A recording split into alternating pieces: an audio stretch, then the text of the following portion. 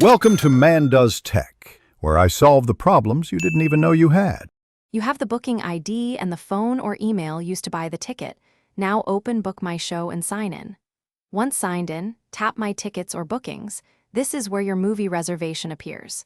Make sure you're on the same account that made the purchase, because cancellations are tied to that profile.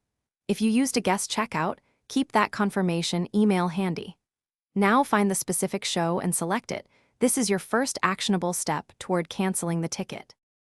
With the booking selected, press Cancel Ticket or request refund and read the refund policy carefully. This shows whether you get full, partial, or no refund and any cancellation fee. Know why that happens before you confirm. Choose which seats to cancel if partial cancellation is allowed, then follow prompts to confirm.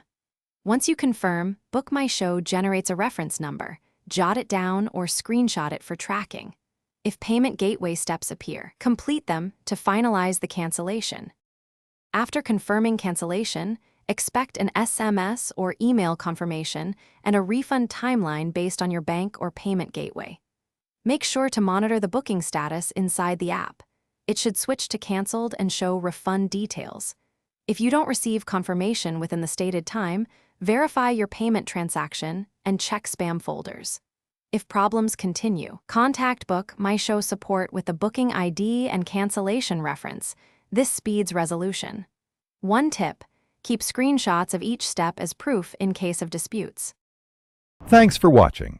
If you found this helpful, don't forget to like and subscribe.